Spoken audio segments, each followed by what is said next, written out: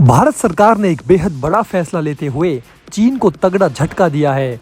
Make in India के शेर ने चीन के ड्रैगन का धुआं निकाल दिया। इस फैसले के बाद चीन की इलेक्ट्रॉनिक्स मार्केट बुरी तरह से तबाह हो जाएगी। भारत ने चीन को दिया 440 वोल्ट का झटका। इलेक्ट्रॉनिक्स का बादशाह बनेगा भारत। भारत सरकार की तरफ से चाइनीज लैपटॉप और कंप्यूटर के इंपोर्ट पर बड़ा फैसला लिया गया है।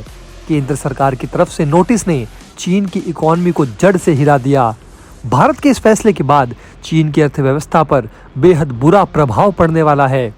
बॉर्डर पर तेवर दिखा रहा था चीन, तो मोदी जी ने भी कर दिए जिनपिंग की पतलून गीली। बॉर्डर पर चीनी सेना ने लिया इंडियन आर्मी से पंगा, तो भारत सरकार ने जिनपिंग को कर दिया नंगा।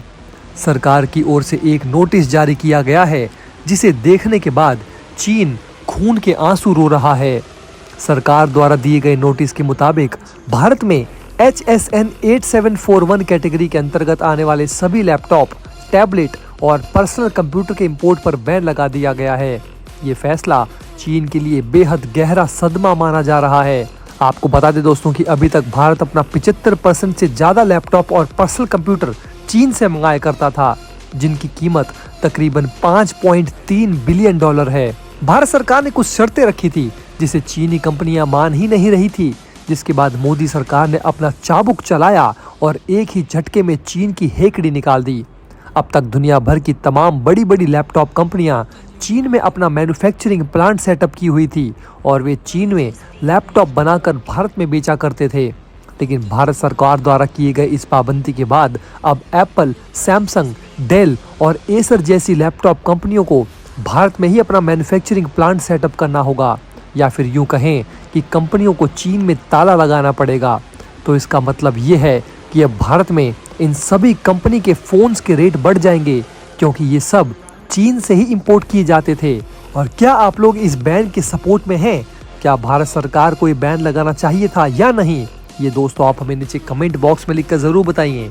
तो दोस्तों आपको बता दें कि साल 2020 में भी भारत सरकार ने कुछ इसी प्रकार के फैसले लेते हुए टीवी के इंपोर्ट पर भी बैन लगा दिया था, जिसकी वजह से चीनी कंपनियों को भारी नुकसान झेलना पड़ा था।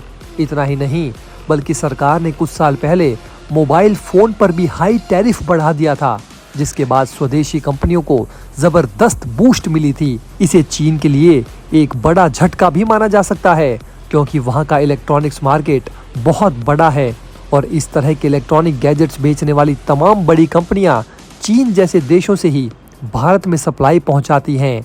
मोदी सरकार द्वारा लिए गए इस तरह के फैसले से निश्चित तौर पर मेक इन इंडिया को ज़बरदस्त बढ़ावा मिलेगा।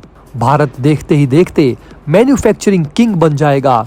भारत ने टारगेट किया है कि वो 2026 तक तकरीबन $300 बिलियन के इलेक्ट्रॉनिक आइटम्स को भारत में ही मेक इन इंडिया के तहत बनाएगा। ऐसा होते ही भारत चीन को काफ़ी पीछे धकेल देगा। हालांकि भारत सरकार के द्वारा लिए गए इस तत्कालीन फैसले से ग्राहकों को कुछ समय के लिए लैपटॉप और पर्सनल कंप्यूटर की कीमतों में भारी उछाल देखने को मिल सकता है। इस फैसले के बाद हर एक भारतीय का डेटा चीन की डकैती से पूरी तरह से मुक्त हो जाएगा। अगर आप देश में भी किसी प्रकार की रिसर्च और डेवलपमेंट करना चाहते हैं या फिर कोई इंपोर्ट प्रोजेक्ट करना चाहते हैं, तो इसके लिए आपको सरकार से लाइसेंस लेना होगा। इसके बाद भी आप एक साथ 20 से ज़्यादा कंसाइनमेंट ऑर्डर नहीं कर सकते। सरकार के द्वारा लिए गए इस फैसले के तुरंत बाद भारत के कुछ स्वदेशी इलेक्ट्रॉनिक्स कंपनियों के शेयर प्राइस में ज़बरदस्त उछाल देखने को मिली है। इन कंपनियों में एम्बर एंटरप्राइजेज, डिक्सन टेक्नोलॉजीज और पीजी इलेक्ट्रोप्लास्ट लिमिटेड जैसी कुछ बड़ी कंपनियों के नाम शामिल हैं। दूसरी तरफ देखा जा सकता है कि मुकेश अंबानी, रिलायंस जियो भी लैपटॉप मैन्युफैक्चरिंग की इंडस्ट्री में कूद पड़ी है। यहाँ दोस्तों गौर करने वाली बात यह है कि रिलायंस कंपनी की जियो बुक लॉन्च होने के ठीक बाद सरकार का ये घातक फैसला आया है। कई लोग सरकार पर आरोप लगा रहे हैं कि इस डिसीजन के जरिए मुकेश अंबानी की कंपनी रिलायंस को फ़ायदा पहुंचाना चाहती है और आम जनता को महंगाई में डालना चाहती है। आपको बता दें दोस्तों कि जियो बुक ने जो लैपटॉप लॉन्च किया है, उसकी कीमत मात्र 16,000 रुपये से शुरू होती है। लैपटॉप पर बैन के बाद पूरे भारत में अचानक जियो बुक की डिमांड हद से ज़्यादा बढ़ जाएगी, जिसका पूरा फ़ायदा रिलायंस कंपनी को ही होगा। एक ट्विटर यूज़र राजेश बेनीवाल ने कहा कि 1 अगस्त को रिलायंस जियो अपना अफोर्डेबल जियो बुक लॉन्च करती है, जिसके तुरंत बाद 3 अगस्त को भारत सरकार लैपटॉप इंपोर्ट पर बैन लगा देती है। और ये बहुत बड़ा कोइंसिडेंस है। यहाँ साफ तौर पर देखा जा सकता है कि सरकार चीनी लैपटॉप पर बैन लगाकर रिलायंस को फायदा पहुंचाना चाहती है। आपको बता दें दोस्तों कि भारत में इस्तेमाल किए जाने वाले लगभग सारे लैपटॉप और पर्सनल कंप्यूटर या तो चीन में बनाए जाते हैं या फिर उन्हें चीन में असेंबल किया जाता है। Lenovo, HP, Asus, Acer, Samsung और एप्पल जैसी कंपनियों को अब अपना असेंबली यूनिट भी भारत में ही सेटअप करना पड़ेगा। इस पूरे बवाल से चीन को गहरा धक्का लगा है, जो पहले से ही फूट फूट कर रो रहा था। लेकिन अब भारत सरकार के इस फैसले से चीन को तकरीबन 50,000 करोड़ का भयंकर नुकसान झेलना का मजबूर होना पड़ेगा। पिछले कुछ सालों तक चीन भारत को अपना जागीर समझता था। अपने मन मर्जी के मुताबिक वो भारतीय सरहदों में घुसपैठ कर लिया करता था। लेकिन जब से भारत ने अग्नि 5 और अग्नि 6 जैसी खतरनाक परमाणु मिसाइल तैयार की हैं, तब से चीन भारत के सामने कबूतर बन गया है। अब वो जमाना चला गया जब भारत चीन को खुश करने के लिए अपनी खुशी को बलिदान कर देता था। चीन को खुश करने के चक्कर में ही हमने वीटो पावर से त्यागपत्र दे दिया था। ये आज के ज़माने का नया भारत है जो परमाणु संपन्न है और चीन के द्वारा किए गए किसी भी गंदी हरकतों का मुंह तोड़ जवाब देने में विस्फोटक तरीके से सक्षम है। भारत से व्यापार करने के लिए चाइनीज़ विदेश मंत्री अजीत डोभाल के सामने बुरी तरह गिड़गिड़ा रहा था। साथ में चीन ने भारत को धमकियां भी दी थी, लेकिन चीन के द्वारा की गई रिक्वेस्ट और दी गई धमकियों से भारत को कोई फर्क नहीं पड़ा। भारत ने ताबड़तोड़ तरीके से चीन को गहरे जख्म देने शुरू कर दिए हैं। अभी उसके पुराने घाव सूखे भी नहीं थे, तब तक भारत ने उसे नए नए चोट पहुंचाना शुरू कर दिया है।